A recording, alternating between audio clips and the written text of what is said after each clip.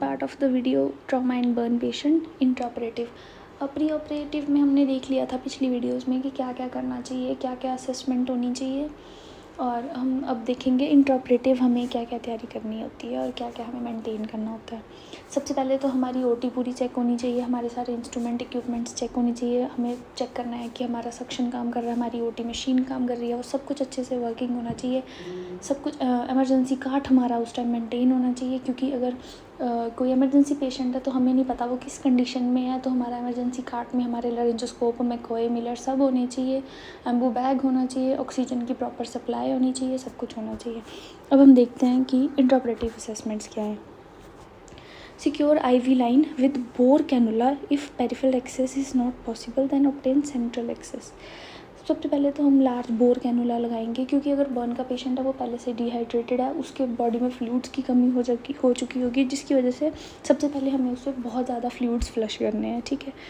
उसके बाद अगर पेरिफेरल एक्सेस हमें ना मिले तो हमें क्या करना है, सबक्लेवियन सेंट्रल एक्सेस लेना है, सबक्लेवियन लेना है, या फिर इंट्रोशियस लेना है, ठीक है। मॉनिटरिंग, अब मॉनिटरिंग में हम सबसे पहले क्या लगाते हैं, पेशेंट ओटी में है, सबसे पहले हम लगाएंगे सैचुरेशन सबसे पहले होनी चाहिए। उसके बाद हमारा होना चाहिए फ्लूइड अटैच होना चाहिए। उसके बाद हमारी ECGs and BP cough.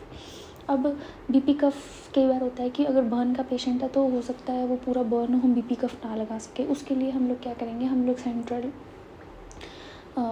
Venus pressure लेंगे, यानी कि हम लोग करेंगे आर्टीरियल कैनुलेशन करेंगे। आर्टीरियल कैनुलेशन में हम रेडियल या एल्नर करेंगे, अगर वो पॉसिबल ना हो तो femoral करेंगे, तो वो करेंगे, ठीक है।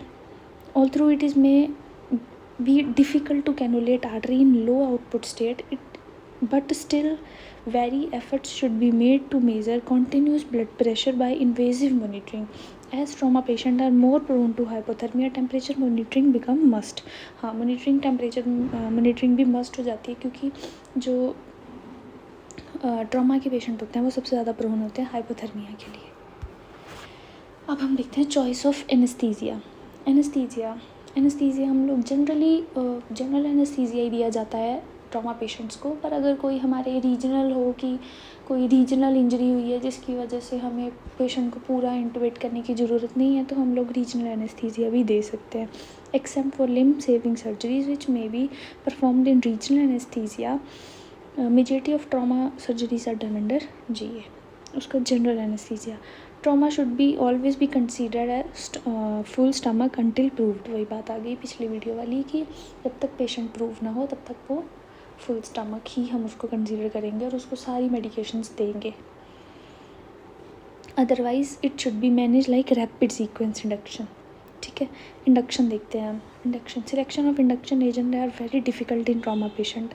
IV induction agents may produce profound hypotension as cardiac arrest in shock patient. Requirement of doses drastically reduces the hypotension in patient. इटोमीडिएट जो है और कीटामीन जो है, ये जो है सबसे ज़्यादा आइडियल है, क्योंकि जो इटोमीडिएट है वो कार्डियोवास्कुलर स्टेबल है और जो कीटामीन है वो सिंपैथेटिक सिस्टम को प्रॉपरली वो करता है, स्टेबल करता है, मैनेज करता है, जो भी कह लो। However etomidate and ketamine can produce hypertension in shock patient who are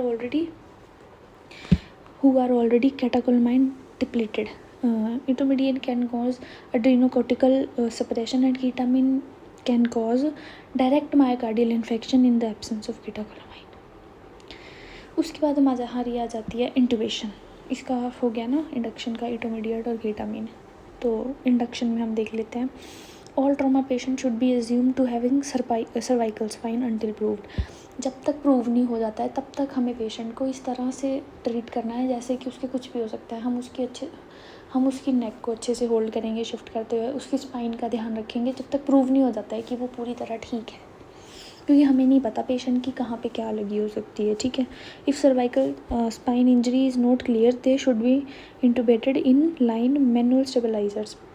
Nasal route should not be acquired in intubation until basal fracture is not ruled out। nasal intubation नहीं करेंगे जब तक हमें पता ना हो कि पेशेंट की स्कल में कोई फ्रैक्चर नहीं है। All equipment of difficult airway including emergency क्रिप्टोथायरॉइडक्टोमी।